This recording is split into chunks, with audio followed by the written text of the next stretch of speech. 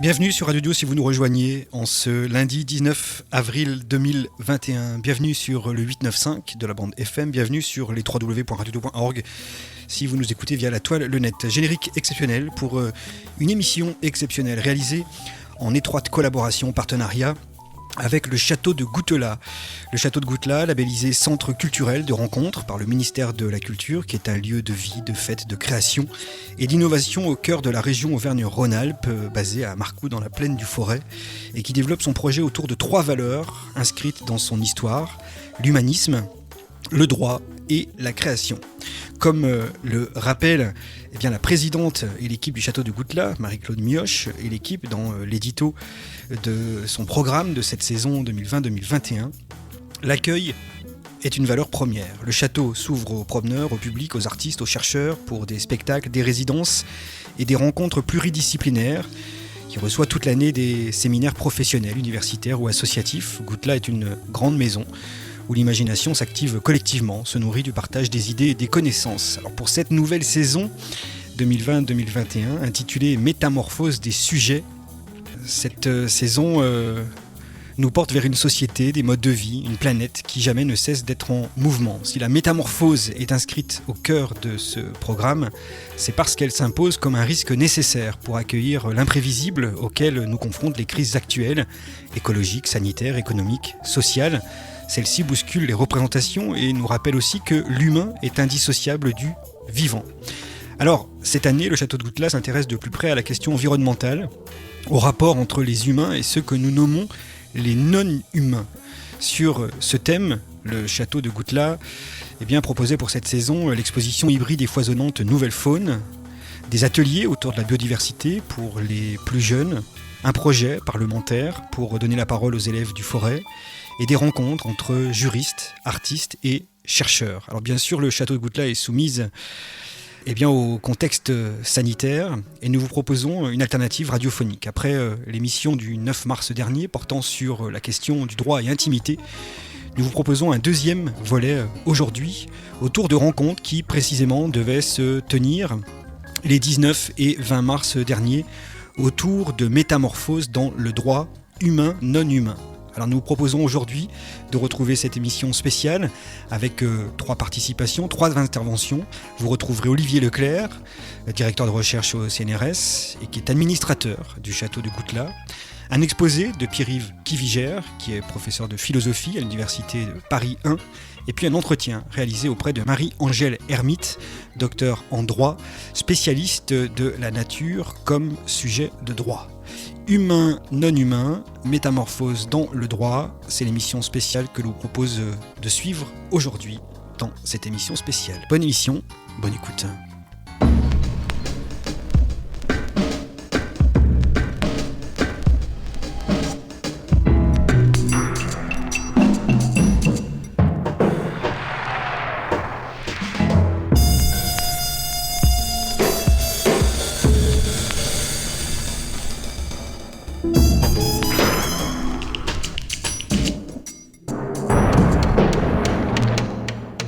Voilà, une émission spéciale réalisée en partenariat avec le château de Goutelat, centre culturel de rencontres. Et cette saison 2020-2021, métamorphose des sujets, en est la thématique principale, mais un programme quelque peu bousculé de par la situation sanitaire que l'on connaît. Alors, 2 propositions alternatives en ce début d'année 2021. Une première qui a eu lieu il y a quelques semaines, autour de droit et intimité. Un secret espoir. Deuxième proposition aujourd'hui, en cette mi-avril, autour cette fois d'une rencontre portant sur la question d'humain non humain, métamorphose dans le droit. Alors plusieurs invités que l'on va retrouver durant cette émission spéciale, et en particulier Olivier Leclerc qui est avec nous. Bonjour Olivier. Bonjour. Et bienvenue sur l'antenne du 895 de Dio. Alors, vous allez intervenir durant cette émission, tout d'abord pour mener, on le retrouvera tout à l'heure, un entretien auprès d'une des intervenantes pressenties pour cette émission. Vous êtes surtout membre du conseil d'administration du château de Goutelat et puis membre du comité scientifique. Alors, vous allez un petit peu nous expliquer et nous présenter peut-être en premier lieu ce qu'est tout d'abord ce château de Goutelat, ce centre culturel de rencontres, et puis dans un second temps, le comité scientifique en place et son intention. Alors le château de Goutelas, c'est un centre culturel qui s'est vu reconnaître un label qui est décerné par le ministère de la Culture en France. Ce label, c'est Centre culturel de rencontre. Un label qui est attribué à une vingtaine de lieux en France et presque autant à l'étranger, et qui est décerné à des lieux qui allient à la fois un patrimoine culturel et un projet culturel qui anime, qui fait vivre ces lieux patrimoniaux. Alors le château de Goutelas, c'est un château qui a été remanié très profondément à la Renaissance et qui a une longue histoire sur laquelle il n'est peut-être pas le lieu de revenir en détail, mais qui depuis les années 60 accueille des activités culturelles, des activités d'échange, des rencontres. Et ce château de Goutelas se situe sur la commune de Marcoux, dans le département de la Loire, sur le territoire de Loire-Forêt Agglomération. Alors, au château de Goutelas, nous organisons des activités culturelles, des expositions, des concerts, des pièces de théâtre, etc. Et puis régulièrement des rencontres qui ont pour objectif de réfléchir aux phénomènes contemporains, à des choses qui nous semblent importantes dans les sociétés contemporaines. Et nous invitons pour cela à la fois des chercheurs, des chercheuses, des associations, souvent des acteurs publics, que ce soit dans la vie politique, syndicale, et toujours également des artistes. Et c'est du croisement de ces points de vue que nous essayons de nourrir la réflexion commune. Alors récemment, nous avons eu des rencontres autour de la place des amateurs dans la création artistique et dans les sciences participatives. Nous avons eu des rencontres autour des migrations et la façon dont les phénomènes migratoires contemporains mettent en tension le principe d'hospitalité.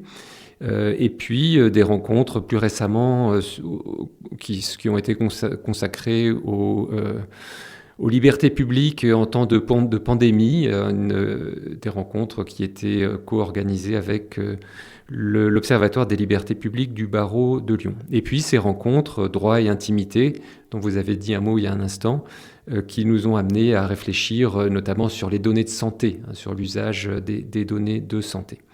Alors le pari qui est commun à ces opérations, à ces rencontres, c'est de prendre au sérieux la régulation juridique, le droit, et de le saisir comme une clé de lecture intéressante des sociétés contemporaines, une clé de lecture qui est souvent, j'allais dire, négligée, peu prise en considération, parfois parce que ça peut sembler avoir un caractère assez technique, mais le centre culturel de rencontre de Goutelas est articulé autour de 3 termes qui en résument le projet culturel: humanisme, droit, création. Et ce que nous cherchons à réfléchir, c'est comment les sociétés contemporaines s'appuient sur un outillage juridique qui donne force à certaines de ces structures et de ces évolutions. Alors, dans ce cadre, cette année 2020-2021, nous avons préparé des rencontres intitulées Humain non humain, métamorphose dans le droit. Des rencontres qui sont co-organisées par le Centre culturel de rencontre du Château de Goutelas et la Société française pour la philosophie et la théorie juridique et politique.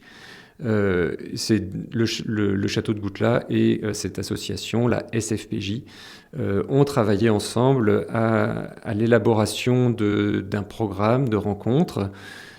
Programme qui malheureusement n'a pas pu se dérouler en présence comme nous l'aurions souhaité. C'est le lot commun que subissent actuellement beaucoup et j'allais dire tous les lieux culturels. Et donc nous sommes heureux d'avoir la possibilité, grâce à Radio Audio, de pouvoir faire entendre une partie de ce qui était prévu dans ces rencontres. Alors, ce qui est l'idée, le fil directeur de ces rencontres, c'est de réfléchir à la représentation de l'humain dans le droit français. Quelle représentation de l'humain se donne à voir dans le droit français, puis sans doute au-delà également.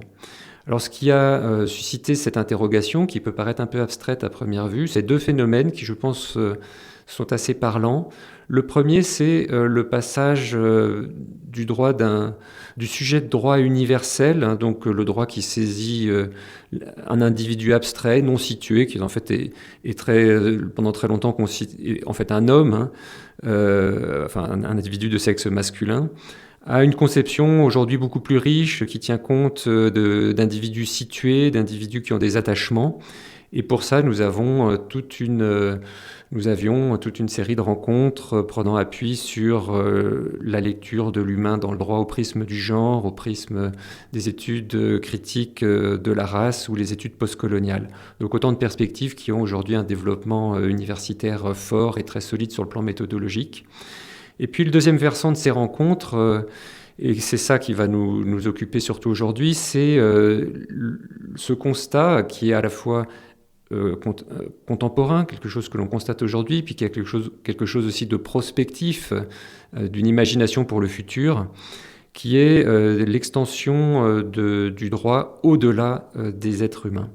Et donc nous voulons réfléchir sur la question de l'intelligence artificielle. Peut-elle être un sujet de droit ? Et peut-on, sachant que, je l'indique d'ores et déjà, c'est quelque chose que l'on constate dans certains pays étrangers, reconnaître comme des personnes juridiques des entités naturelles, que ce soit un fleuve, ça a été le cas d'un fleuve en Nouvelle-Zélande, une montagne, un parc naturel, etc. Donc un certain nombre d'exemples pourront sans doute être discutés.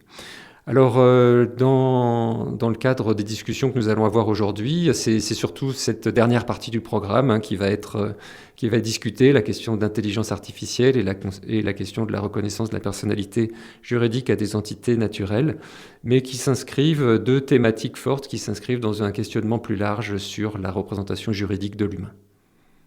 Très bien, oui, en effet, réduire 2 journées de rencontres et de création à une émission de radio, forcément, cela circonscrit, restreint drastiquement les choses. Simplement, peut-être, à nouveau, pour terminer, et lancer cette rencontre ou ces rencontres d'aujourd'hui, comment vous avez du coup sélectionné peut-être aussi les 2 interventions que l'on va retrouver aujourd'hui ? Alors, c'est un choix qui a été partagé par le comité scientifique. Il faut dire que c'est d'abord un choix qui était très difficile, que nous avons des regrets pour les collègues et les personnes qui étaient mobilisées, qui n'ont pas pu intervenir dans le cadre radiophonique, mais néanmoins, pour une bonne partie d'entre elles, et puis surtout pour toute la programmation artistique dont nous ne parlons pas ici, mais il y avait également une programmation artistique articulée aux présentations, j'allais dire, plus scientifiques. Une partie d'entre elles va être reprise dans la saison 2021-2022 du Château de Goutelas.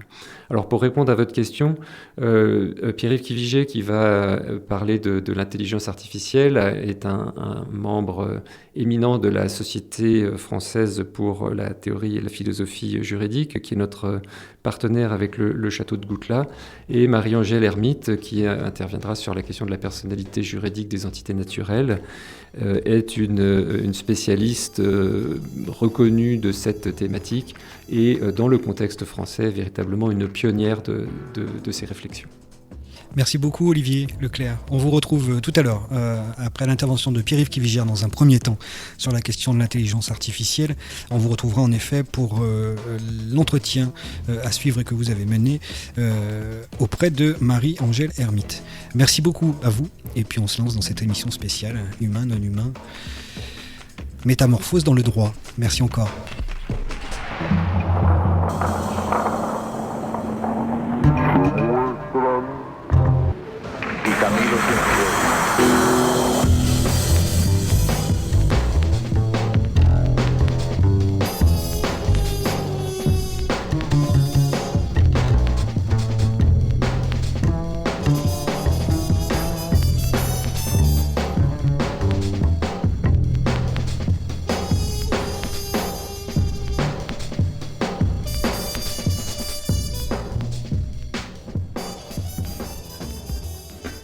Alors, nous sommes avec Pierre-Yves Kiviget, professeur de philosophie à l'Université de Paris 1. Pierre-Yves Kiviget, bonjour.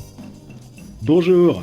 Et bienvenue sur cette antenne pour cette émission spéciale qui est consacrée à cette rencontre radiophonique adaptée en cette période de Covid autour de la question de humain-non-humain, métamorphose dans le droit, conférence qui intervient dans le programme de la saison culturelle du château de Goutelat, que vous connaissez peut-être, qui est installé ici dans la région, dans la plaine du Forêt, un centre culturel de rencontres, qui se décline pour sa saison en visites, expositions, concerts, spectacles, débats d'idées, ateliers, bien entendu très remis en cause en cette drôle de période sanitaire, adaptations et alternatives proposées en rencontres radiophoniques. Tout d'abord peut-être votre appréciation de finalement aussi la proposition du Centre culturel de Goutelat qui a pour thématique sur cette saison 2020-2021 métamorphose des sujets, une saison pour explorer les mutations de la société, de la création, de nous, humains sujets de droit, de ce qui nous entoure, le vivant et la terre. Qu'est-ce que cela vous évoque ? C'est un sujet tout à fait passionnant et c'est un sujet d'une brûlante actualité. On pourrait se demander jusqu'à quel point ça serait pas raisonnable et ça nous ferait pas du bien de faire un procès à ce truc qui s'appelle le Covid ou la Covid qui bouleverse nos existences. Non, c'est un sujet passionnant parce que en effet, le droit change beaucoup. Notre connaissance du monde et du monde qui nous entoure bouge beaucoup. Les préoccupations environnementales deviennent des préoccupations centrales. Le développement de l'intelligence artificielle, c'est ce dont je vais parler, devient une chose qui préoccupe beaucoup de personnes. Bref, on est au centre d'enjeux tout à fait passionnants.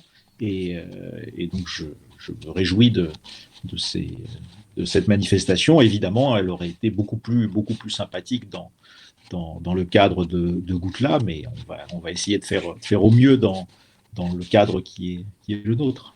Voilà, celui radiophonique en l'occurrence, en espérant bien entendu qu'on puisse, et que le centre de Goutelat puisse proposer à nouveau ces rencontres physiques en présentiel, comme l'on dit, d'ici les semaines et mois à venir. Vous êtes spécialisé en philosophie de droit appliqué, droit administratif, histoire des doctrines juridiques, et sur les formes contemporaines du droit naturel. Qu'est-ce que cela signifie ? Quel est votre champ d'action finalement aussi, votre spécialisation précisément ? Mon champ de spécialisation, il est à la fois extrêmement étroit pour mes amis et collègues philosophes, puisque je suis philosophe de formation, tout mon cursus est en philosophie et j'ai une formation complémentaire en droit. Donc mon champ de spécialisation, il est à la fois très étroit pour les philosophes. Mes collègues s'intéressent à des questions très variées, des questions d'esthétique, de métaphysique, des questions d'histoire de la philosophie. Donc c'est très étroit pour eux. Et en revanche, pour ce qui est des juristes, j'ai des intérêts qui sont très variés. Vous en avez énoncé quelques-uns. Si je veux simplement résumer en 2-3 mots ce que je fais, c'est essentiellement une méthode qui est assez, j'espère en tout cas, assez originale, une pratique de la philosophie du droit qui est assez spécifique, au sens où je travaille toujours à partir de ce que les juristes font, de ce que le législateur fait, de ce que les juges font. C'est-à-dire que c'est vraiment un travail philosophique qui s'appuie sur la pratique juridique. C'est pour ça que j'appelle ça philosophie du droit appliqué, au sens où c'est vraiment le droit tel qu'on peut l'observer dans son élément le plus technique, qui fait l'objet du geste philosophique que j'essaye de construire. Ce que l'on nomme droit naturel, sur lequel vous semblez spécialisé, de quoi parle-t-on ? Alors ça, la question du droit naturel, c'est une question que j'ai peut-être un peu négligée depuis quelques années. C'était plutôt au centre de mes intérêts il y a une petite dizaine d'années, disons. Mais pour simplifier, je dis simplifier parce que là, j'ai envoyé il y a quelques jours un article à une revue où je me suis amusé à essayer de distinguer le nombre de droits naturels, le type de droit naturel possible, et je suis arrivé à 9 types de droits naturels possibles. C'est vous dire à quel point c'est tout sauf simple. Mais enfin, en gros, si on veut résumer ça à travers deux, 3 idées, on appelle droit naturel la démarche qui consiste à fixer par rapport au droit tel qu'on l'observe, ce qu'on appelle le droit positif, à fixer un certain nombre de critères, à fixer un certain nombre de normes, de règles qui permettent de comparer ce droit positif à un droit qui serait meilleur, un droit idéal, un droit plus satisfaisant, plus conforme à une certaine nature. Toute la difficulté étant de savoir ce qu'on appelle nature. Nature, ça peut renvoyer à un état virginal des choses, ça peut renvoyer à la biologie, ça peut renvoyer au cosmos, ça peut renvoyer à la définition. Bref, tout ça, c'est plein de choses différentes, plein de manières différentes de faire du droit naturel. Mais l'idée vraiment qui unifie tout ça, toutes ces approches du droit naturel, c'est que il est légitime de dire quelque chose à propos du droit qui ne soit pas simplement un enregistrement du droit tel qu'il se fait, un enregistrement du droit positif. Mais ça signifie principalement, au total, une forme oui, d'acceptation que le droit tel qu'il est perfectible, que le droit tel qu'on l'observe parfois n'est pas satisfaisant et n'est pas fidèle à l'idée qu'on doit développer du droit. Il y a un exemple très connu et très réussi de droit naturel, c'est ce qu'on appelle les droits de l'homme. Quand un certain nombre de théoriciens, puis d'hommes politiques, décident, à l'époque des Lumières, de faire évoluer l'univers politique, juridique, etc., qui est le leur, bah, ils s'appuient sur une idée qui se fond de la nature humaine et ils considèrent, et c'est comme ça qu'on aboutit, entre autres textes, à la Déclaration des droits de l'homme et du citoyen de 1789, à l'idée qu'il y a des droits qui doivent être fondamentalement associés et toujours aux êtres humains. Les hommes naissent égaux en nature. Cette idée-là, cette force-là, celle de la Déclaration des droits de l'homme, bah, au départ, c'est une idée fondamentalement juste naturaliste. C'est comme ça qu'on appelle les gens qui font de la théorie du droit naturel, on les appelle les justes naturalistes. Je m'interrogeais simplement de savoir si c'était déjà une entrée en matière sur le sujet qui nous intéresse aujourd'hui, qui est la question de l'humain et non humain, parce que je me demandais si cette question de droit naturel était une forme d'extension du droit au-delà de l'humain finalement, et si on était précisément déjà dans cette problématique et thématique. Alors, oui et non. Non, parce que pour toute une série de théoriciens du droit naturel, précisément, le droit naturel s'appuie uniquement sur l'humanité. Donc, c'est un droit construit à partir de ce qu'on imagine être la nature humaine, si d'aventure il y en a eu. Bon.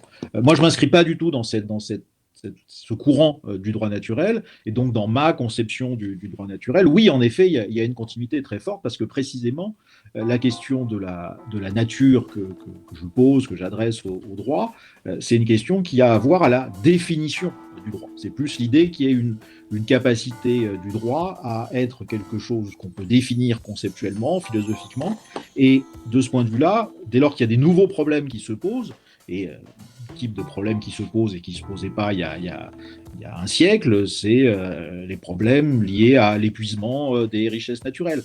Des problèmes qu'on se posait déjà il y a un siècle, je pense à un auteur comme Bentham, c'était des questions comme est-ce que les animaux doivent avoir des droits, des questions qu'on ne se posait évidemment pas il y a un siècle, c'est est-ce que l'intelligence artificielle, la question que je vais traiter aujourd'hui, est-ce que l'intelligence artificielle peut avoir des droits? Là aussi, c'est une question qui pour moi se pose fondamentalement dès lors qu'on peut réfléchir à une nature du droit qui ne soit pas connectée nécessairement à la nature humaine, qui ne soit pas connectée à la biologie, etc. Donc oui, pour moi, il y a une connexion, mais ça dépend vraiment du type de philosophie du droit qu'on articule. Dans mon cas, oui, il y a une connexion. Chez d'autres penseurs, pas du tout.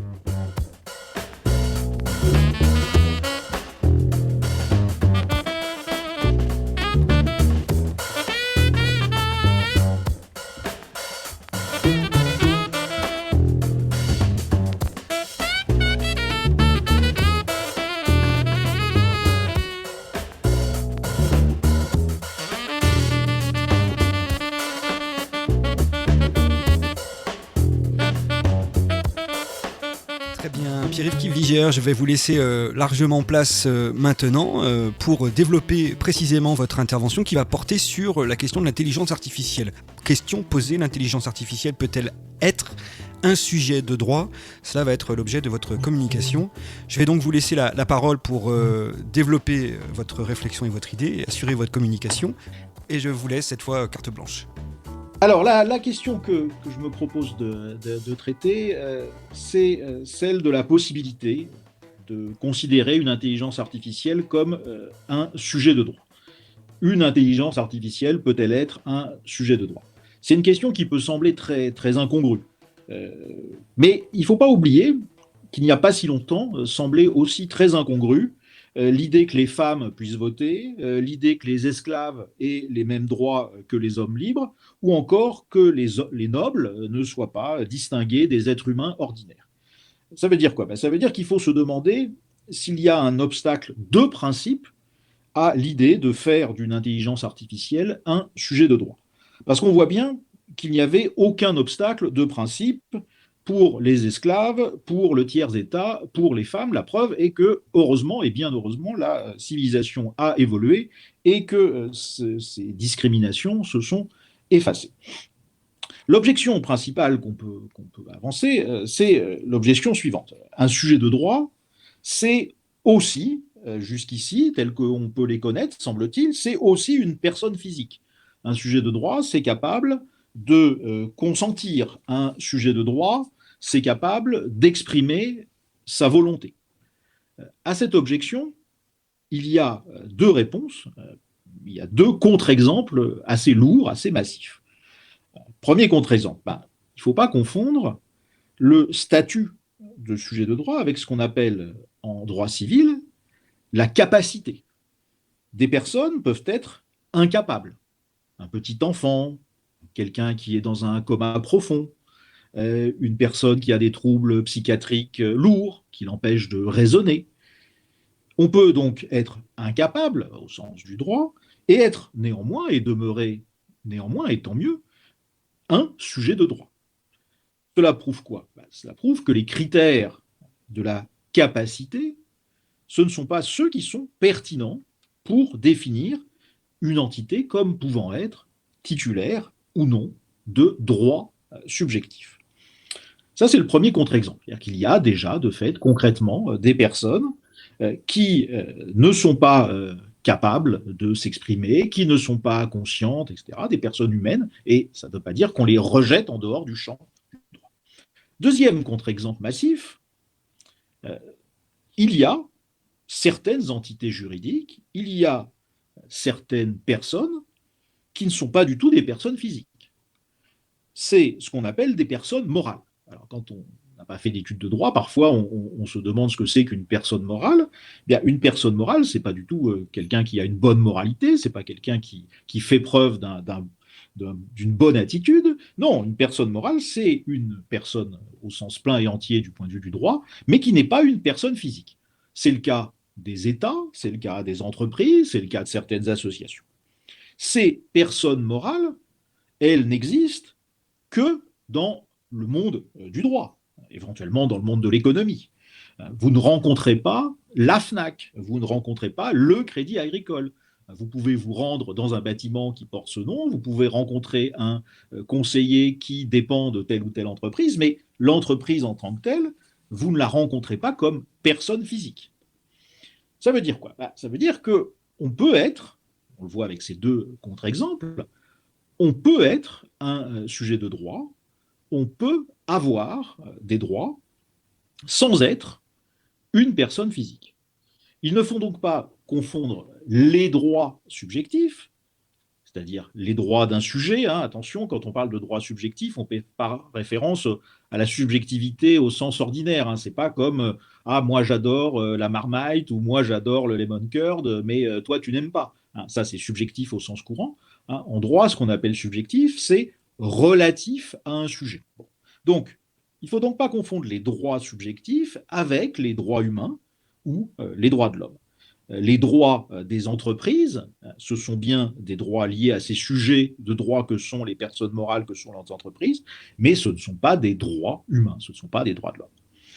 Alors, quels peuvent être alors les critères pour qu'on étende le statut de sujet de droit et la possibilité d'être titulaire de droits subjectifs, qu'on puisse l'étendre donc à d'autres entités que les êtres humains et que les entreprises, et parmi ces entités, les intelligences artificielles.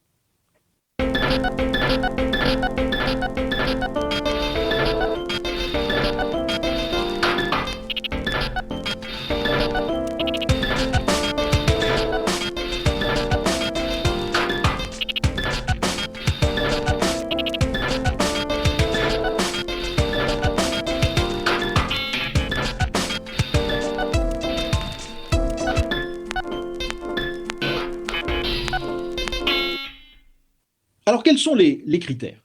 Les critères qui permettent cette éventuelle extension.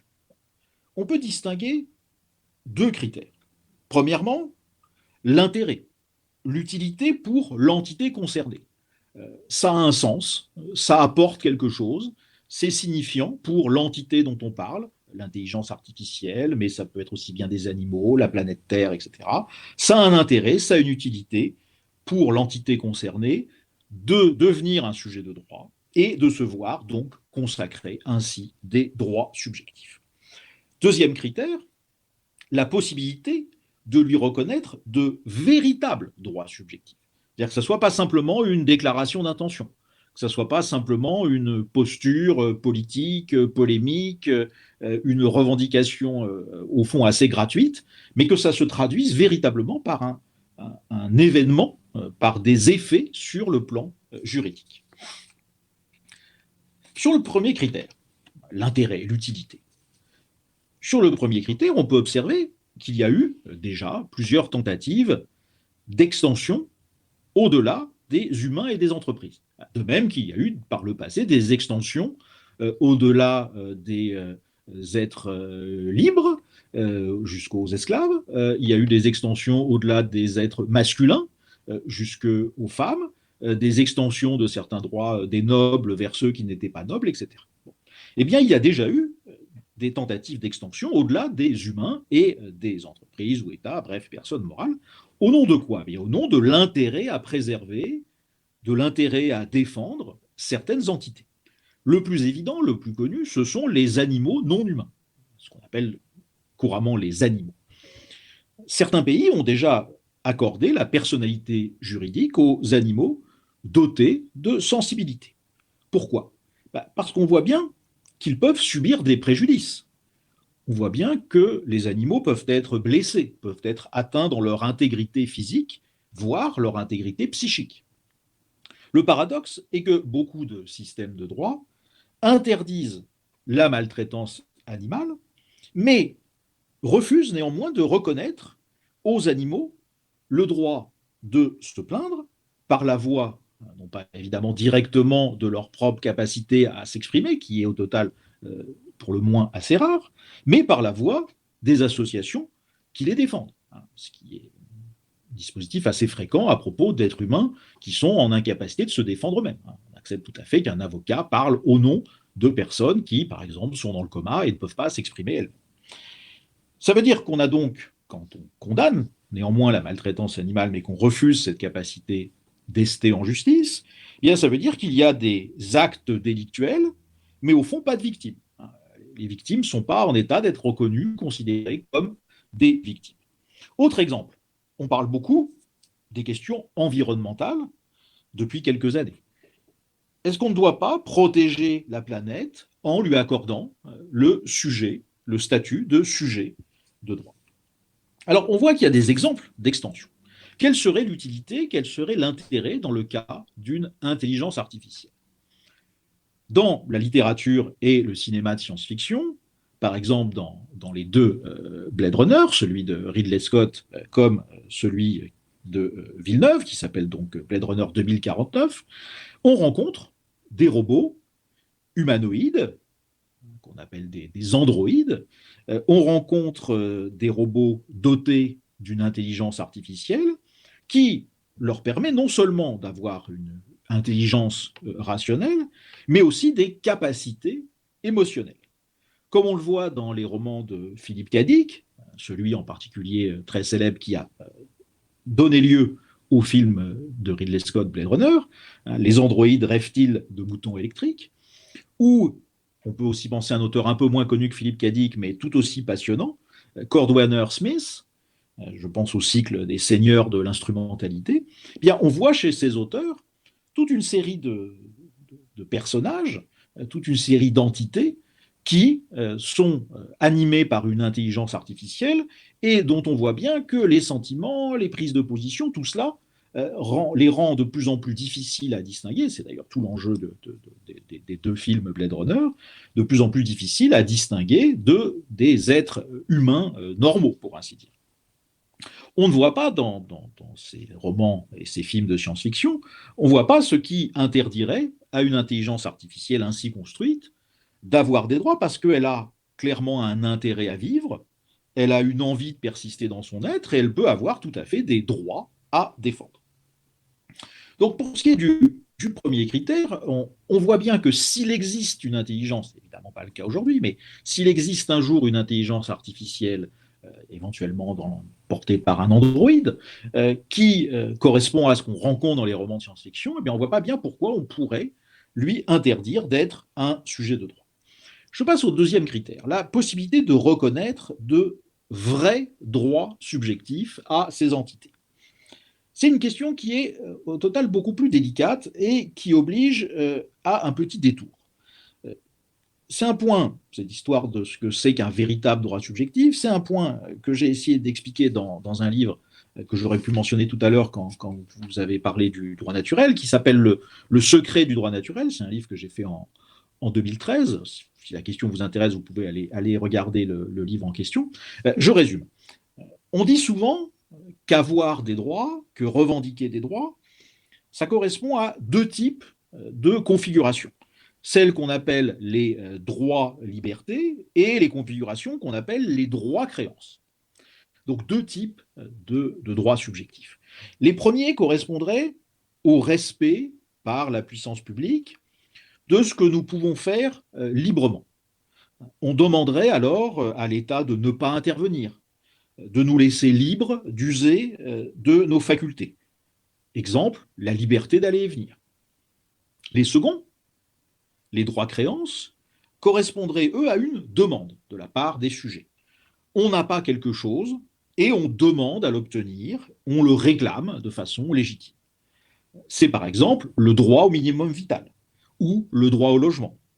Si vous disposez d'une grosse somme d'argent, de revenus réguliers, ben, vous n'avez pas droit au minimum vital, vous n'avez pas à revendiquer un minimum vital. C'est parce que vous n'en avez pas. Si vous ne disposez pas d'un logement, ben, vous pouvez demander un logement. Si vous avez déjà une propriété de famille, si vous vivez dans un lieu, ben, vous ne pouvez pas demander à en avoir un deuxième pour, par exemple, louer et avoir encore plus de revenus ou de confort.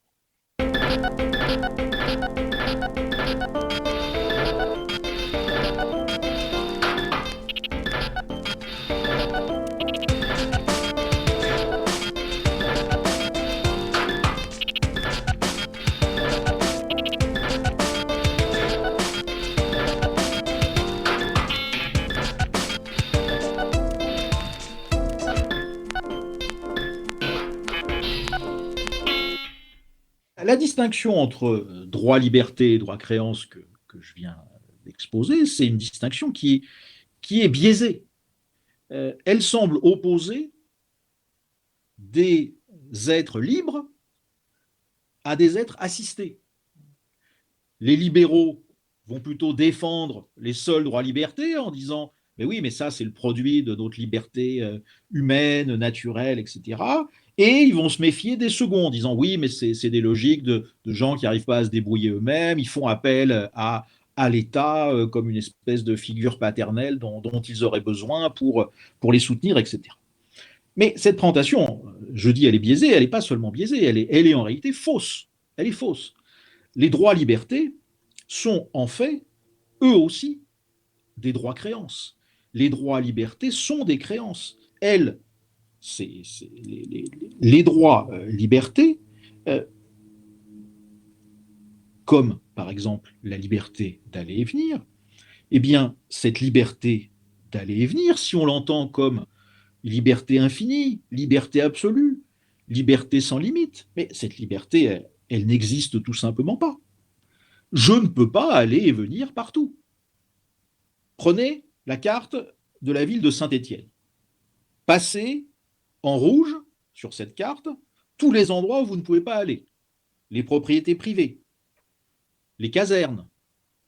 Je ne parle même pas du contexte actuel lié à la crise sanitaire en temps normal.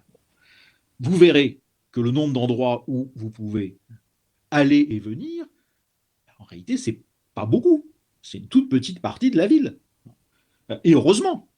Imaginez, voilà, vous allez prendre votre petit déjeuner et puis dans votre salon, il y a 2-3 personnes en train de se promener. Et vous dites, mais qu'est-ce que vous faites là? ah bah on use de notre liberté d'aller et venir. Non, vous allez probablement penser que ce sont des gens qui sont là pour vous cambrioler et vous allez prévenir la police parce que vous pensez que l'argument de c'est ma liberté d'aller et venir, c'est pas un argument très solide. Si vous voulez aller dans le salon de quelqu'un, bah, il faut que vous soyez invité à pénétrer dans ce salon. Et c'est pas parce qu'il a la liberté d'aller et venir, lui. La seule liberté d'aller et venir dont on dispose, véritablement, c'est celle dont on peut exiger le respect par l'État.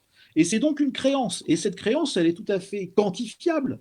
C'est les parties qui n'ont pas été coloriées en rouge de votre plan de Saint-Étienne. Évidemment, ça vaut à l'échelle de la France. Vous pouvez vous amuser à faire le calcul du nombre de mètres carrés dont vous disposez au titre de la liberté d'aller et venir. Ça veut dire quoi? Ça veut dire que l'État est en dette avec moi de son obligation de me laisser aller et venir dans les endroits où je n'ai pas mis de la couleur rouge. Bref, il n'y a pas un droit liberté qu'il faudrait opposer au droit créance. Il n'y a en réalité de droit subjectif que s'il y a une créance. Et une créance exigible, et une créance quantifiable, et un débiteur identifié. Revenons aux intelligences artificielles et voyons si ça marche pour elles. Le problème principal posé par les intelligences artificielles, c'est qu'on a du mal à les imaginer comme pouvant être titulaires de ces créances quantifiables et exigibles. On a un peu de mal à imaginer ça. Et on a aussi un peu de mal, d'autre part, à voir qui serait le débiteur, à qui elles doivent s'adresser pour obtenir ce qu'elles réclament. Si d'aventure elles réclament quelque chose. Pourquoi? Tout simplement parce que les intelligences artificielles sont des productions manufacturées. Elles sont la propriété en général d'une firme, éventuellement d'un individu particulier, parfois d'un État, d'une collectivité. On est alors en droit de se demander si le titulaire de la créance est l'intelligence artificielle ou son propriétaire ou son utilisateur, voire son créateur. Imaginons par exemple qu'on accorde aux intelligences artificielles le droit à une certaine quantité de gigaoctets pour pouvoir s'épanouir dans ce qui est peut-être imaginable comme leur bonheur à elles, à savoir pouvoir réfléchir plus vite, pouvoir attraper plus de données. Qui y gagne quelque chose? L'intelligence artificielle ou l'utilisateur de l'intelligence artificielle? Qui va être le débiteur? Qui va être la personne à qui s'adresser pour obtenir la satisfaction du droit? Qui peut faire l'objet d'une réclamation pour l'extension de la mémoire, si c'est ça l'enjeu de l'espèce de minimum vital pour, ou de droit au bonheur pour l'intelligence artificielle? Peut-on imaginer que la puissance publique prenne cela en charge? C'est difficile à concevoir. Est-ce que c'est une obligation qui pèse sur une compagnie, sur un géant du net? Oui, mais alors dans ce cas-là, qui va être le propriétaire de cette intelligence? Est-ce que ce n'est pas la même personne que celui à qui on va réclamer le droit? Dans ce cas-là, ce n'est pas véritablement un droit, puisque ça va être la même personne qui va être à l'origine de la créance et de la dette. Est-ce que cette extension de mémoire va être payante? Oui, mais alors si c'est payant, ce n'est pas un droit, hein, c'est quelque chose qu'on obtient par un contrat, par un échange. Hein. L'intelligence artificielle, on peut imaginer une intelligence artificielle qui dépense de l'argent pour avoir une intelligence plus développée, une intelligence artificielle qui, comme les êtres humains qui vont faire de la chirurgie esthétique ou les êtres humains qui vont s'acheter une jolie voiture, bah, ce n'est pas la satisfaction de droit, hein, c'est tout à fait autre chose. C'est donc difficile. Le point important, c'est que les droits subjectifs, on le voit bien, peuvent être à géométrie variable. Et ce qui fait que, néanmoins, on peut tout de même envisager que l'intelligence artificielle soit considérée comme un sujet de droit et puisse avoir des droits subjectifs, c'est qu'on n'est pas obligé de lui accorder tous les droits subjectifs. Autrement dit, accorder des droits aux intelligences artificielles, en faire des sujets de droit pleins et entiers, ça ne veut pas dire leur accorder tous les droits, et surtout, ça ne veut pas dire leur accorder les mêmes droits que les droits dont les êtres humains sont titulaires. Imaginez par exemple qu'on décide de calquer les droits qu'on accorde aux intelligences artificielles sur les droits qu'on accorde aux êtres humains. Ça veut dire par exemple qu'on donnerait le droit de vote. Bon, pas bien comment donner le droit de vote à une intelligence artificielle, pas plus qu'on ne voit pas bien comment donner le droit de vote à un animal. Bon. Mais on peut remarquer que c'est déjà le cas pour les personnes morales. Les personnes morales ne votent pas. Alors, en certains cas, elles votent, par exemple, quand une entreprise a des parts dans une autre entreprise, bon. Quand des États s'expriment sur le plan international, bon, aux Nations Unies, la France, la Chine, toute une série de pays vont pouvoir voter. Bon. Mais le fait de pouvoir voter, le fait d'avoir des parts dans une entreprise, bah, ça va premièrement toujours passer par en réalité un représentant. Et surtout, on voit bien que ce n'est pas la totalité des droits politiques. C'est-à-dire que, certes, le Crédit Lyonnais va pouvoir voter s'il a des parts dans le Crédit Agricole, et donc son représentant, mais il ne vote pas au municipal, il ne vote pas au régional, il ne vote pas au présidentiel. On peut donc imaginer que les intelligences artificielles deviennent un jour des sujets de droit, mais avec des droits spécifiques.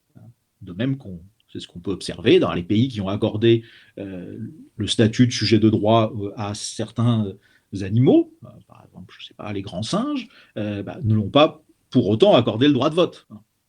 Ça veut dire quoi? Ça veut dire que les droits qu'on accorderait à ces intelligences artificielles pour en faire véritablement des sujets de droit, eh bien, ces droits, ça serait des droits d'intelligence artificielle et pas des droits humains. On peut remarquer d'ailleurs en passant que même chez les êtres humains, tout le monde n'est pas titulaire de la totalité des droits politiques. Quand vous avez 2 ans et demi, quand vous avez 5 ans, quand vous avez 17 ans et demi, vous n'avez pas le droit de voter. Bon, vous êtes dans la même situation que le Crédit Agricole ou qu'une intelligence artificielle. De la même manière, si vous êtes d'une nationalité qui n'est pas la nationalité française et qui n'est pas non plus une nationalité européenne, il y a toute une série de... Vous avez beau vivre en France, avoir une carte de séjour, participer à l'économie du pays, il y a un certain nombre de scrutins auxquels vous ne pouvez pas participer. Donc, c'est même pas simplement le fait d'être humain qui suffit pour avoir ces droits politiques.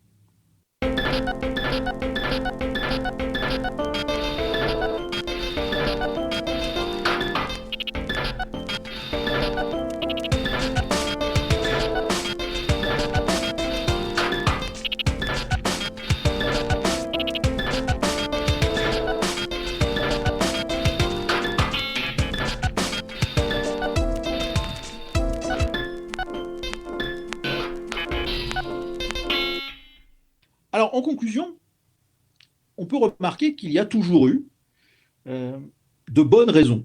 À toutes les époques, il y a toujours eu de bonnes raisons qui aujourd'hui nous semblent très très très mauvaises. Il y a toujours eu de bonnes raisons de refuser certains droits à certaines personnes. On ne voulait pas le droit de vote pour les femmes. Pourquoi? La bonne raison de l'époque, c'était elles votent ce que le curé leur dit. Bon, elles vont plus à la messe que les hommes, donc elles obéissent au curé. Donc c'est un peu embêtant pour la République que les femmes se mettent à voter parce que ça va donner plus de poids à l'Église catholique. Bon. Et puis après, on a dit, ah non, mais bon, l'Église catholique, c'est un peu moins puissant, mais en revanche, les femmes restent quand même sous l'empire de leur mari. Donc, c'est pas juste parce que les hommes mariés vont avoir 2 voix, leur femme va voter exactement comme eux, tandis que les hommes célibataires n'auront qu'une voix. Bon. Toutes ces raisons qui aujourd'hui nous semblent parfaitement ridicules étaient tout à fait présentes dans les débats parlementaires. Ça semblait une évidence à l'époque assez récente, puisque le droit des femmes, vous le savez, date uniquement de l'issue de la Seconde Guerre mondiale. Ces arguments étaient audibles, entendus, etc. Plus récemment, tout le monde trouvait tout à fait normal qu'on interdise à des personnes de se marier parce que on interdisait à ces personnes de se marier simplement parce qu'elles se trouvaient être du même sexe. Bon, l'ouverture du mariage aux couples homosexuels est une réalité récente dans un pays comme la France et est une réalité qui n'existe pas encore dans un grand nombre de pays sur Terre. Bon, les motifs de cette discrimination, ils sont tout à fait frivoles, tout à fait dérisoires, tout à fait problématiques. N'empêche que ça semble, et ça semble encore à beaucoup de personnes, de bonnes raisons. Bon, voilà, c'est des raisons, alors comme quoi l'homosexualité serait contre nature, comme quoi l'homosexualité serait stérile, enfin bref, vous avez toute une série d'arguments, tous plus farfelus les uns que les autres, mais qui néanmoins ont été et sont encore entendus comme de bonnes raisons de restreindre les droits de certaines personnes. Tout cela pour dire quoi? Tout cela pour dire que les mœurs évoluent, que les temps changent, est que le développement des intelligences artificielles et des robots dotés d'une intelligence artificielle, eh bien ce développement et ces changements, ils sont totalement imprévisibles. Peut-être que dans 30 ans, 40 ans, 50 ans, on trouvera aussi étrange de poser la question que j'ai posée, à savoir est-ce qu'une intelligence artificielle peut être un sujet de droit? Est-ce qu'une intelligence artificielle peut avoir des droits? On trouvera peut-être ça tout aussi étrange et on écoutera cette émission comme une espèce de curiosité vieillotte, comme quelque chose de relevant d'un temps ancien et parfaitement exotique. Ben, peut-être qu'on trouvera ça aussi étrange, cette question, qu'aujourd'hui, quelqu'un qui proposerait de rétablir l'esclavage ou de priver les femmes du droit de vote ou encore de déplacer la majorité à 45 ans, parce qu'avant 45 ans, on n'est pas assez mûr pour choisir les choses importantes sur le plan politique.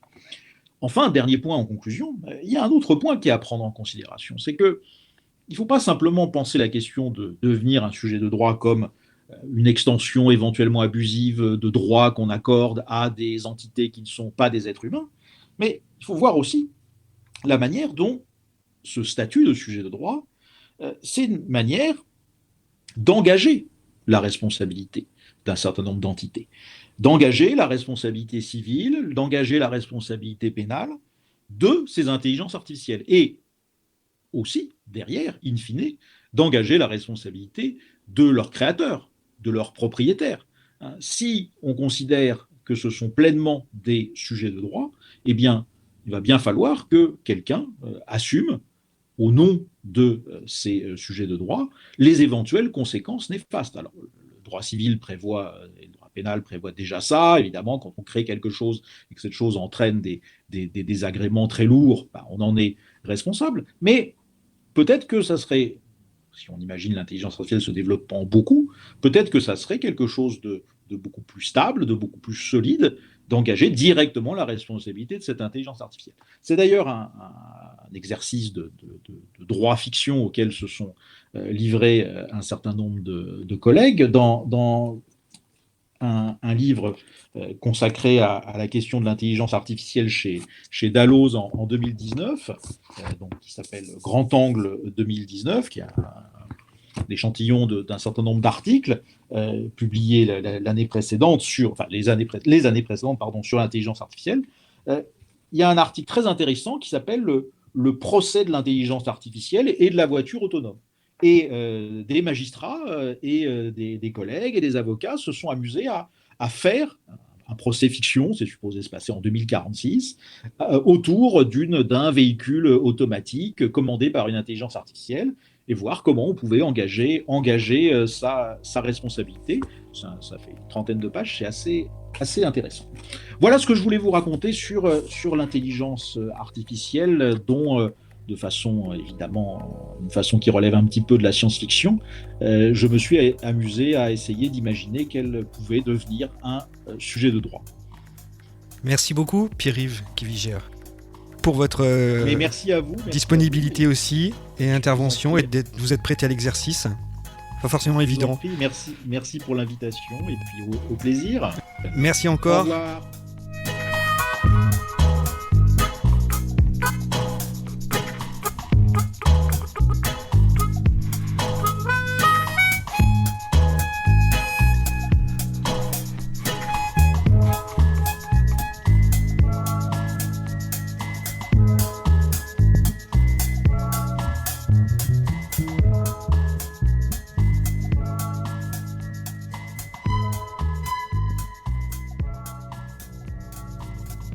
Alors, on va peut-être commencer cet entretien par un petit temps de présentation. On rappelle qu'on est dans le cadre de cette rencontre radiophonique humain-non humain, métamorphose dans le droit. Une émission spéciale avec Marie-Angèle Hermite, qui est spécialiste de la nature comme sujet de droit. Ça va être un petit peu aussi l'objet de cette intervention et de cet entretien. Mais je vais vous demander tout de même, Marie-Angèle Hermite, de vous présenter en tout premier lieu. Eh bien, écoutez, c'est simple. Je suis docteur en droit. Je suis retraitée du CNRS et de l'École des hautes études en sciences sociales. Et j'ai continué à travailler, comme beaucoup de mes collègues, sur les sujets qui m'intéressent plus particulièrement. dont la nature comme sujet de droit, ou plus exactement les entités naturelles comme sujet de droit, parce que la nature, je ne la connais pas. Oui, alors j'imagine que cette thématique de cette saison sur le Centre culturel de Gouttela vous parle, mais j'aimerais peut-être avoir votre appréciation, peut-être aussi de cette thématique et de sa déclinaison, métamorphose des sujets, une saison culturelle pour explorer ces mutations de la société, de la création, de nous humains, sujets de droit, mais aussi de ce qui nous entoure, le vivant et la terre, une thématique fil rouge pour cette saison 2020-2021. Votre appréciation de cette thématique proposée et dans le cadre dans lequel vous intervenez pour le coup. Écoutez, c'est une thématique qui est tout à fait nécessaire aujourd'hui, qui aurait dû être lancée il y a beaucoup plus longtemps, puisque je rappelle que le premier article sur la nature sujet de droit, c'est un Américain qui l'a écrit en 1972, donc c'est vieux, et que moi j'ai écrit la première fois en 1987 sur le sujet. Et que en réalité, nous avons fait l'objet assez rarement de critiques, mais parfois autour du fascisme vert à peu près, et surtout d'une façon pour la plupart des intellectuels de ne pas tenir compte, de ne pas lire et de ne pas retenir ce qui avait pu être proposé. Très bien. Donc, une sorte d'omerta, si vous voulez. Très bien, merci. Nous sommes avec Olivier Leclerc, qui est avec nous également en studio. Olivier, bonjour tout d'abord. Bonjour. Merci d'être présent ici en studio. Vous êtes directeur de recherche au CNRS et vous êtes membre du comité scientifique du Centre culturel de Gouttela et vous êtes également administrateur du château de Gouttela. Donc vous pilotez un petit peu finalement aussi ces rencontres et notamment cette rencontre radiophonique autour de cette question d'humain non humain. Vous deviez intervenir l'an dernier autour des 2 journées qui étaient consacrées à cette thématique. Vous allez mener cet entretien auprès de Marie-Angèle Hermite et je vais donc tout simplement vous laisser la parole pour entamer cette rencontre-discussion. Merci beaucoup de me donner la parole et merci beaucoup à Marie-Angèle Hermite de s'être rendue disponible pour cette discussion qui ne se tient pas dans le cadre initialement envisagé, mais nous sommes ravis d'avoir néanmoins la possibilité d'échanger à ce sujet. Et je voudrais commencer peut-être en insistant sur le fait que les questions qui vont nous occuper, la reconnaissance de la personnalité juridique à des entités naturelles, a bien sûr des dimensions techniques, mais s'inscrit aussi dans un débat plus large sur la façon dont nous habitons notre environnement, sur la façon dont nous cohabitons, ou peut-être nous coexistons avec des entités naturelles qui composent le monde. Et face à la situation que nous connaissons actuellement de destruction des écosystèmes, beaucoup sont à la recherche de réponses juridiques innovantes. Et je pense que la discussion que nous allons avoir aujourd'hui s'inscrit dans la perspective de ces tentatives de penser peut-être autrement les rapports entre les humains et les non-humains. Alors Marie-Angèle Hermite, peut-être pour commencer cet échange, il me semble qu'il faudrait reposer pour les auditeurs et les auditrices peut-être le point de départ de la façon dont le droit envisage les personnes et les choses, puisque le droit français s'est construit autour d'une division entre les choses d'un côté et les personnes étant entendues comme les êtres humains, sous la réserve que je pense la plupart des personnes connaissent, que certaines entités abstraites, qu'on appelle des personnes morales, comme par exemple des associations, des sociétés commerciales, se voient aussi reconnaître la personnalité juridique. Mais le phénomène qui est marquant et qui va constituer le cœur de notre discussion, c'est que depuis un certain nombre d'années, mais c'est assez récent, surtout à partir de 2017, dans des systèmes juridiques plutôt étrangers, des entités naturelles, des éléments de la nature se sont vus reconnaître la personnalité juridique. Est-ce que vous pouvez, s'il vous plaît, pour commencer, exposer le phénomène auquel nous sommes confrontés ? Oui, alors je crois qu'il faut repartir d'un peu plus loin. parce que oui, vous avez raison, le droit occidental est organisé autour d'une distinction radicale entre personne et chose, c'est-à-dire sujet et objet de droit. Ce qu'il y a, c'est que ces deux catégories changent très rapidement parfois, très lentement à d'autres périodes, et l'intérieur de la catégorie change. Parce que dire que les personnes ont toujours existé, c'est vrai, mais le droit reconnaissait un petit nombre de personnes parmi les êtres humains. Les esclaves n'en faisaient pas partie, les femmes en faisaient étaient à la limite parce qu'elles avaient des droits extrêmement diminués. Quand on a supprimé l'esclavage, on a retrouvé l'indigénat, et ainsi de suite. C'est-à-dire que l'égalité parfaite et j'entends d'un point de vue théorique, l'égalité parfaite de tous les êtres humains en tant que personnes juridiques, c'est extrêmement récent. C'est après la Seconde Guerre mondiale.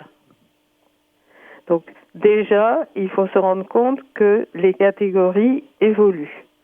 Après, vous présentez un peu comme une évidence que les personnes morales, c'est-à-dire les entreprises, les syndicats, les associations, soient des personnes juridiques, sauf que c'est récent. C'est au milieu du 19e siècle qu'on a commencé à les reconnaître. Donc là, on a créé une sous-catégorie de personnes, c'est-à-dire au lieu de n'avoir que des personnes physiques, parmi lesquelles beaucoup d'êtres humains étaient exclus, on a eu deux catégories de personnes, les personnes physiques, les personnes morales. Donc maintenant, si on se place dans une perspective longue, ça n'a rien de décoiffant de considérer qu'il peut y avoir une troisième catégorie de personnes, à côté des personnes physiques, à côté des personnes morales, qui seront les entités naturelles. Ça a été reconnu dans un certain nombre de pays, parfois par la loi, parfois par des tribunaux. Alors, le premier, c'est l'Équateur qui a reconnu ça dans sa constitution en 2008. Donc, il a reconnu que la nature, alors on l'appelle Pachamama ou on l'appelle nature selon les différents articles de la Constitution, mais ça a été reconnu dans la Constitution. Ça a été suivi très vite par la Bolivie et ça a été suivi un peu après, mais de façon peut-être plus dynamique, je dirais, par la Colombie, parce que en Colombie, c'est la Cour suprême qui a déclaré que la constitution colombienne était une constitution environnementale, et que, en réalité, tout devait être réinterprété en incluant les sujets non humains dans l'univers du droit. Et alors, après, ce qui a frappé le plus, je dirais, les Occidentaux, ça a été le cas de la Nouvelle-Zélande, qui, dans une loi spécifique, a reconnu d'abord une rivière, après une forêt, comme sujet de droit. Alors là, dans une perspective très particulière, puisque c'est une sorte de combinaison entre le droit occidental tel qu'il se donne un peu partout et les cosmogonies autochtones portées par les Maoris. Alors justement, l'une des questions, je pense, qui vient le plus évidemment à l'esprit et qui sans doute est assez discutée, c'est que dès lors qu'on reconnaît la personnalité juridique à des entités naturelles, se pose la question de savoir quels en sont les porte-paroles ou peut-être les représentants, comment se manifeste l'expression, d'une certaine façon, des droits ainsi reconnus. Alors, sur un plan théorique, à mon sens, ça ne pose aucune difficulté particulière. Les nourrissons ont des représentants, les personnes en état végétatif chronique ont des représentants, tous les gens qui ne peuvent pas s'exprimer ont des représentants. Les personnes morales, elles ne s'expriment pas elles-mêmes, elles ont des organes pour leur donner des moyens d'expression. Donc, sur le plan technique, ça n'a rien de renversant. C'est connu par le droit depuis toujours. Plus récent, ce qu'on appelle les droits de la défense ont mis à côté des représentants au sens que je viens d'indiquer. Ils donnent droit, lorsque une personne ne parle pas la langue du tribunal qui est en train de la juger, ont reconnu un droit à un traducteur. Ce qui est tout à fait normal parce qu'il ne peut pas se défendre si sa parole ne peut pas être traduite.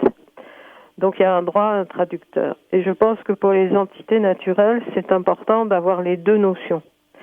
Celle de représentant et, en tout cas dans les pays qui n'ont pas de population autochtone qui puissent porter une vision acquise de longue date au fil des générations, de l'évolution des cultures, etc., c'est important d'avoir des traducteurs. Et les traducteurs, ça peut être aussi bien des scientifiques, des artistes, des habitants, des pêcheurs pour les poissons d'une rivière, etc., etc. Donc, ça permet de constituer des collectifs modifiés par rapport aux collectifs qui s'occupent, par exemple, à l'heure actuelle des rivières ou des fleuves, et ça permet de constituer des collectifs qui vont pouvoir s'organiser pour parler au nom de la rivière. Ce qui permet de penser les choses non seulement dans les pays dans lesquels il y a des communautés autochtones qui se voient reconnaître la mission de représenter ces entités naturelles ou de traduire, pour reprendre votre formule, mais pour ces réflexions dans le cadre français, on sait que par exemple pour la rivière Loire, le fleuve Loire, dans le cadre des travaux par exemple du Parlement de Loire, là on peut penser des collectifs en fonction des types d'usages, et de façon finalement assez large, mais se pose quand même la question de savoir comment se délimitent ces collectifs, qui les limitent. Bien sûr. Alors, je pense que l'exemple du Parlement de Loire est un excellent exemple parce que là, il y a eu un travail de fond qui a été extrêmement large, qui a fait intervenir, par exemple, une plongeuse qui a l'habitude de regarder la Loire par en dessous, si j'ose dire, de l'intérieur. Alors, ce qu'il y a, c'est que dans les pays où il y a des populations autochtones, ça va être relativement facile de trouver la cosmovision dans les populations traditionnelles. Je dis bien relativement facile parce que au fil du temps, vous avez telle tribu qui a accueilli une population marron d'un autre pays, et donc les stratifications humaines ont rendu les choses compliquées. C'est le cas de la Guyane, par exemple. Mais là, il y a tout simplement un travail à faire. On passe pas d'un système qui ne reconnaît pas les entités naturelles comme sujet à un système qui les reconnaît sans un travail préalable.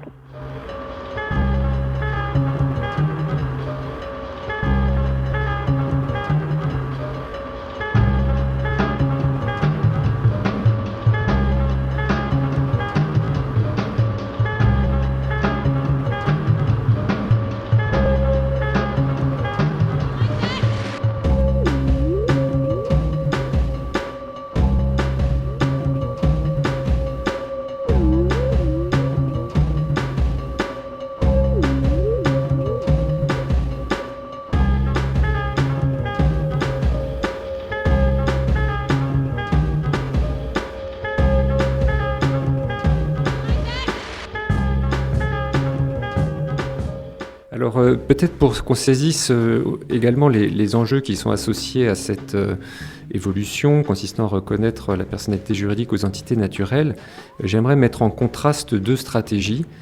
Celle dont nous avons parlé jusqu'à présent, consistant à reconnaître la personnalité juridique à ces entités naturelles ou à certaines d'entre elles, et une autre stratégie qui consiste à reconnaître la valeur des services écosystémiques de la nature, donc une stratégie qui est très présente dans le droit international de l'environnement, qui consiste à attribuer une valeur aux services que rend la nature, de sorte que les agents économiques intègrent cette valeur dans leurs décisions.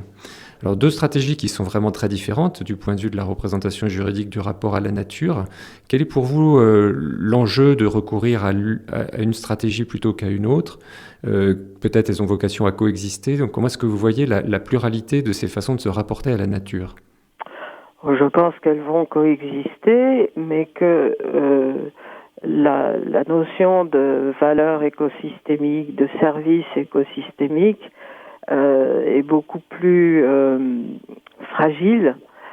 Prenez par exemple, si vous réfléchissez aux pollinisateurs, on nous rabat les oreilles avec le fait que les abeilles domestiques comme les abeilles sauvages rapportent tant de centaines de milliers ou de millions d'euros en pollinisant les arbres fruitiers. Très bien.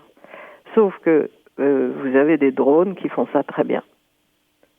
Et qui en plus travaillent toute la nuit, travaillent quand il y a du vent, et qui ne sont pas sensibles aux pesticides, donc on peut continuer à balancer des pesticides. Donc si vous raisonnez en termes de service écosystémique qui n'est qu'une façon d'enrichir le système de pensée actuel, vous arrivez très vite à des impasses.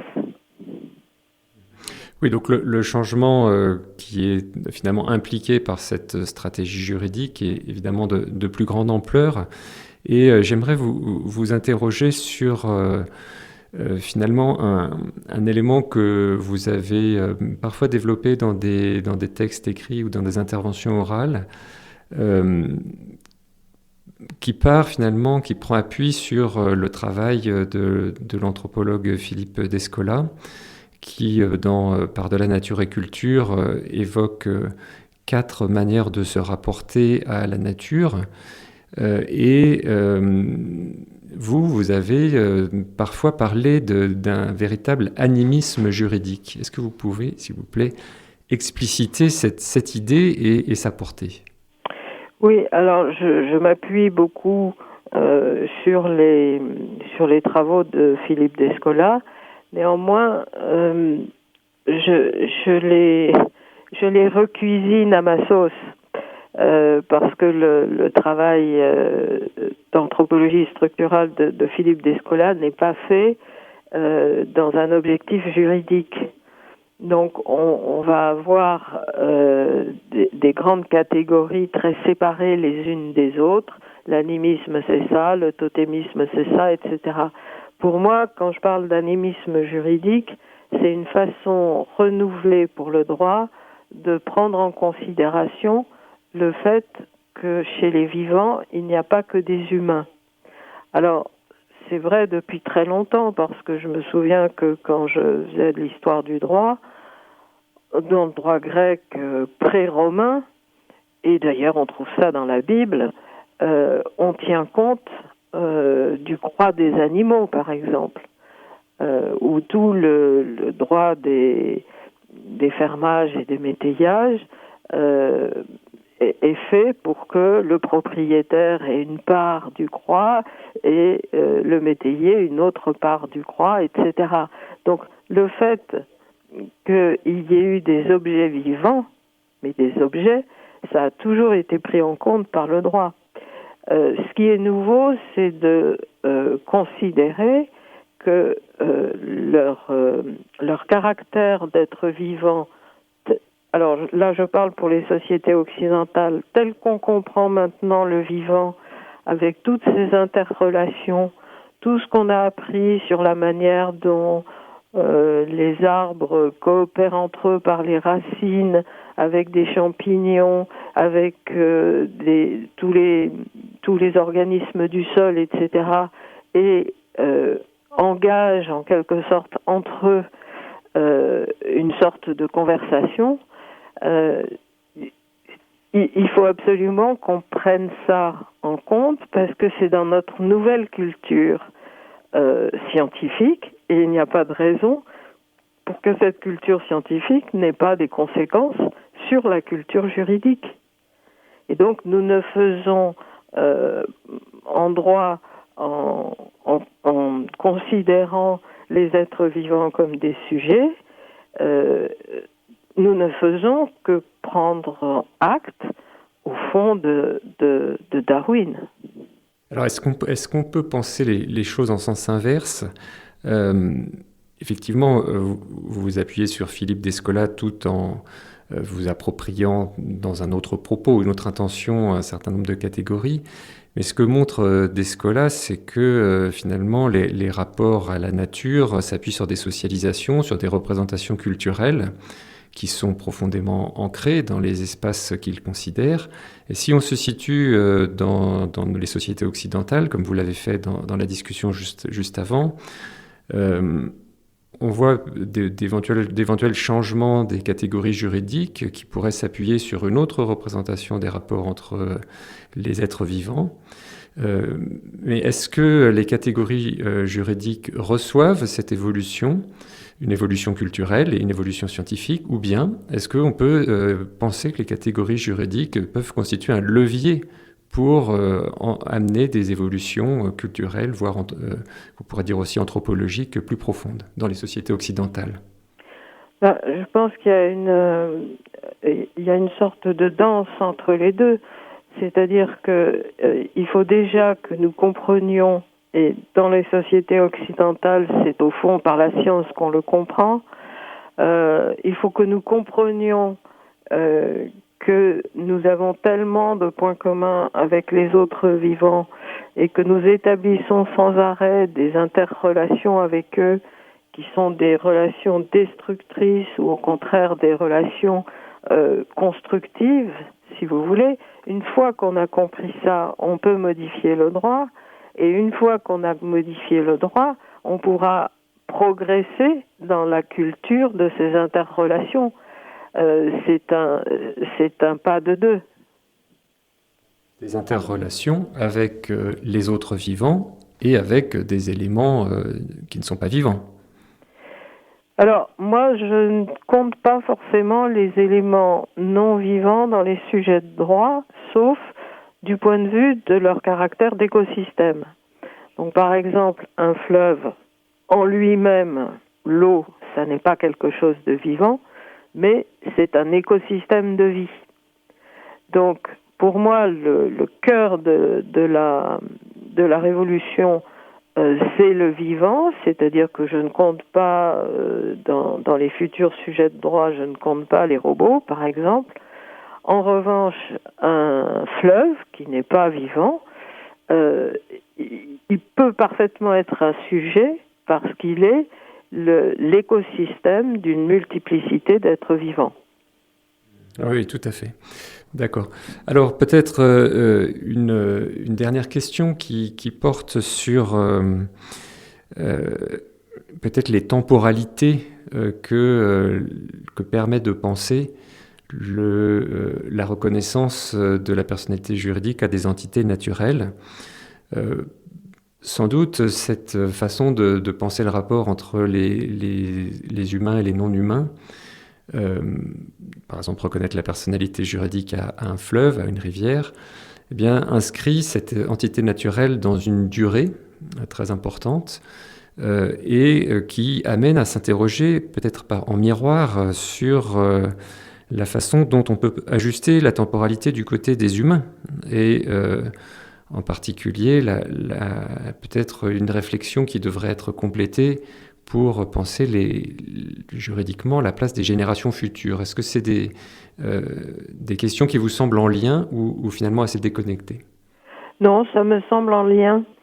Alors, ce que je constate, c'est que les générations futures qui existent de manière suspendue dans le droit depuis très longtemps, on en parlait déjà à Rome, mais qui ne trouvaient pas du tout à s'inscrire dans une catégorie juridique, Je constate qu'elle commence à s'inscrire depuis peu, non pas directement en tant que génération future, mais à travers les jeunes plaideurs. Vous avez un certain nombre de décisions de justice dans le domaine de la justice climatique, de ces grands procès intentés par un certain nombre de personnes très jeunes, alors qui gagnent ou qui gagnent pas, hein, ça n'a pas d'importance, mais qui plaident en tant que jeunes, en disant nous, en 2070, nous aurons tel âge, et donc nous serons au cœur du dérèglement climatique. Donc on a un intérêt à agir en tant que jeunes. Et c'est assez amusant parce que les Suisses ont inventé une association des vieilles pour le climat. Et donc il y a maintenant des jeunes pour le climat, des vieilles pour le climat. Et il y a donc toute une série de réorganisations mentales autour des générations successives, qu'elles soient vieilles ou qu'elles soient jeunes, et qui se positionnent vis-à-vis de l'évolution des systèmes environnementaux. Une réorganisation mentale que l'on constate finalement aussi bien du côté des humains que des non-humains, comme une nécessité de se doter de catégories peut-être renouvelées pour penser les défis presque existentiels auxquels nous sommes confrontés aujourd'hui. C'est ça. Alors, attention, les catégories, elles vont tout en haut, elles vont pas bouger. Il va y avoir toujours des personnes et des choses. En revanche, aux échelons des sous-catégories et des sous-sous-catégories, là, ça va bouger. Puisque, à côté des personnes physiques et des personnes morales, vous aurez de nouvelles catégories de personnes dont les droits seront distribués en fonction de leurs besoins et de l'articulation de leurs besoins avec les nôtres.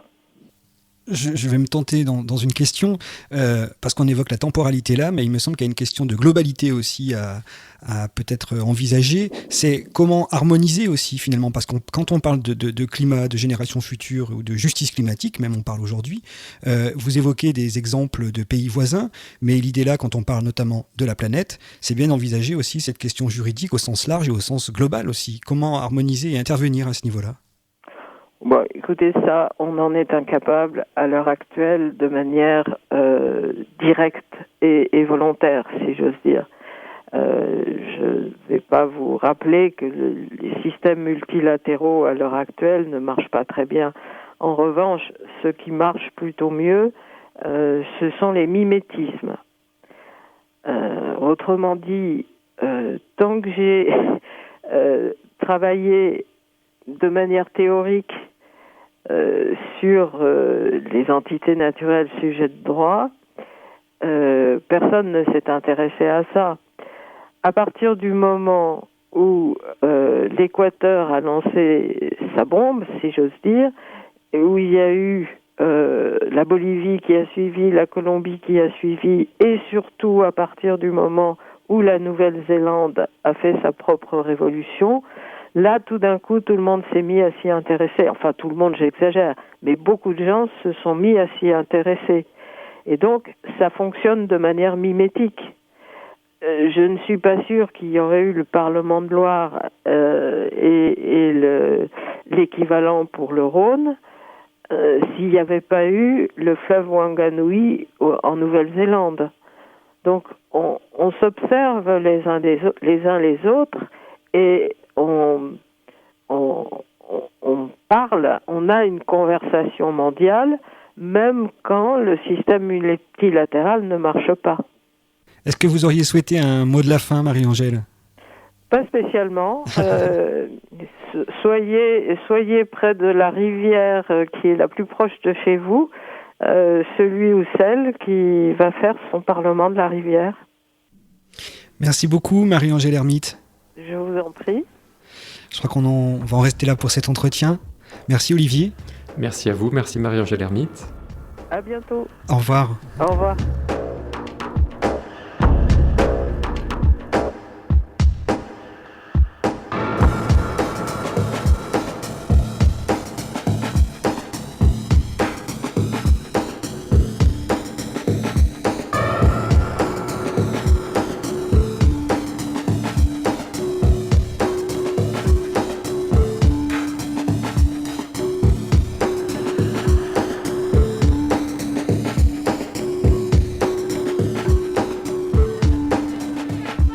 Humain, non-humain, métamorphose dans le droit.